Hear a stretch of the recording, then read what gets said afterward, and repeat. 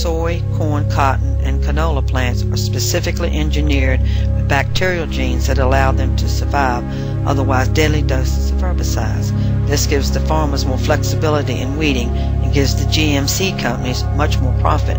When farmers purchase GM seeds, they sign a contract to buy only seeds that have been produced with that brand of herbicide. Herbicide-tolerant crops comprise about 85% of all GM plants. The other 15% are corn and cotton varieties that produces a pesticide in every cell. This is accomplished due to a gene from soil bacterium called Bacillus thuringiensis, or Bt, which produces a natural insect killing poison called Bt toxin. Since the early 1990s, the United States government has claimed the GM foods are no different from their natural foods that have existed for centuries. The FDA labeled the GM safe. This status from the FDA allows the product to be commercialized with no further testing. In 1992, the FDA declared that all GM crops were considered safe as long as their producers say they are. The FDA does not require any safety evaluations or labeling of any GMOs. Furthermore, a company can even introduce a new GM food to the market without even telling the agency. Such a lenient approach was largely the result of the influence of large agricultural corporations. In this area, the U.S. government agencies did exactly what big agribusiness told them to do. The agriculture company with the greatest influence was clearly Monsanto. According to the New York Times, what Monsanto wanted, Monsanto got. Enlarged by an extension, the entire biotechnology benefited from it well. When Monsanto abruptly decided it needed to throw off the regulations and quickly send its products to market, the White House very quickly ushered in an unusually generous policy of self-policing.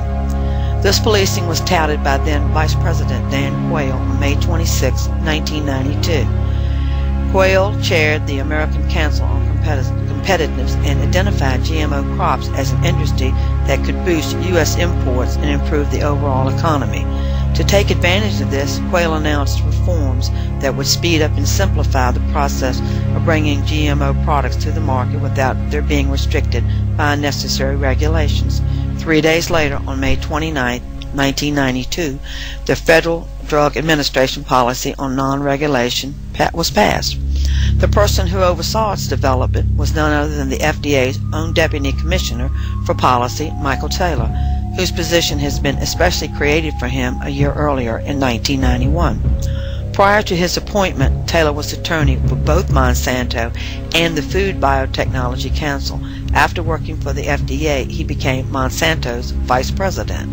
It is astonishing that the U.S. Food and Drug Administration has not changed their stance on genetically modified food adopted since 1992. This policy is this: that genetically modified crops will receive the same consideration for potential health risk as any other new crop. This stance was taken for good reason. In case specific risk existed, government should have never allowed this product to be introduced into the food market without insisting on extensive testing for effects on human health. There are many reasons why GM plants present unique dangers. The first and most important is that the process of genetic engineering itself creates unpredictable alterations regardless of which gene is being transferred. The gene insertion process is a form of Russian roulette. This is accomplished either by shooting genes from a gene gun into a plate of cells or using bacteria to infect the cell with foreign DNA. Both create mutations in and around the actual insertion site and elsewhere. The transformed cell is then cloned into a plant through a process called tissue culture. This results in additional hundreds or maybe thousands of mutations throughout the plant's genome. In the end, the GM plant's DNA can change from a whopping 2 to 4% difference from its natural parent. Native genes can be mutated, deleted, or permanently turned off. In addition, the insertion process causes not so well understood changes among large numbers of native genes. One study revealed that up to 5% of the natural genes altered their levels of protein expression as a result of one single insertion. At first, Food and Drug Administration scientists were concerned about the possibility of inserted genes transferring into the DNA or bacteria inside our own digestive tract. Furthermore, the scientists were particularly alarmed at the possibility of antibiotic-resistant markers gene transferring. These genes are utilized during the gene insertion to help scientists identify which cells successfully integrated with the odd or foreign gene. These genes, however, remain in the cell and are cloned into the DNA of all the GMO plants produced from that single cell. One FDA report stated that antibiotic-resistant markers could and probably would become a serious health hazard due to the possibility that they just might transfer to bacteria and create super diseases untreatable with antibiotics. Although the biotech industry insisted that one-row gene transfer from GMO foods was not possible, and the only human feeding study in GMO foods later proved that it does indeed take place, the genetic material in soybeans that make them herbicide tolerant transferred into the DNA of human gut bacteria and continued to thrive and function. What does this mean? That long after we stop eating a GMO crop, its foreign GMO proteins may be produced inside our intestines. It is also a likely possibility that the foreign gene will end up inside our own DNA within the cells of our own organs and tissues. Another valid concern expressed by Food and Drug Administration scientists was that GMO plants might gather toxic substances from the environment, such as pesticides or heavy metals, or even worse, that toxic substances in GMO animal feed could bioaccumulate into milk and meat products. No studies were ever conducted on the bioaccumulation issues, but herbicide-tolerant crops certainly have higher levels of herbicide residue.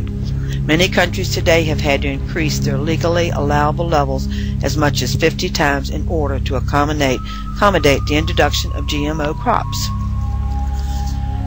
The overuse of herbicides to GMO crops has resulted in the development of herbicide-resistant weeds. USDA statistics show that herbicide use in rapidly accelerating crops, 138 million pounds to be exact, in the first 9 years of GMO. Over the next 2 years, it jumped another 120 million pounds. It was estimated between 2005 and 2006 the use of Roundup herbicide, this is GMO Roundup Ready crops, a product from Monsanto, was up by 38%. And because Roundup is now becoming less effective on weeds, farmers are now using an even more toxic herbicide, such as 2,4-D, also a product of Roundup and 7 times more toxic than Roundup itself. And that has increased by 237% from 2004 to 2007. All of the risks associated with GMO foods are magnified for high-risk groups such as pregnant women, children, those with impaired immune systems, and the elderly. In part 2 of my report, I'll highlight some of the problems that have been identified. Thank you. Alright, go hit it. You're listening to the Edge Radio program, a show so hot, your radio might catch on fire.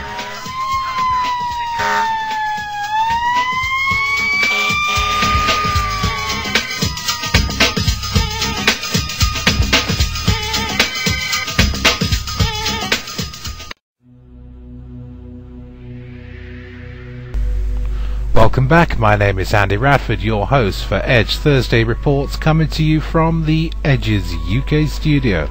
And that about wraps up the show for this week. I would like to thank Edge correspondent Grims Terrell and his guest Chris from freedomfightersforamerica.com. I'll also like to thank Edge correspondent CM Leslie and all the other people who have had an input into this show this week.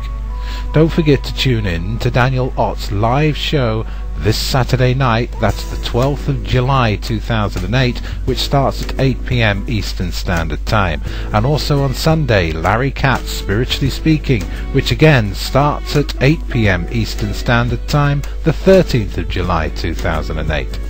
The audio and video archives for Edge Thursday Report will be posted Friday, the 11th of July, that's tomorrow. And like all Edge presentation shows and special reports, this will be free to download. There is no copyright involved, and you are free to share and distribute as much as you want. My name is Andy Radford, your host for Edge's Thursday Reports, coming to you from the Edge's UK studio. Thank you very much indeed for listening and watching, and until next week, goodbye.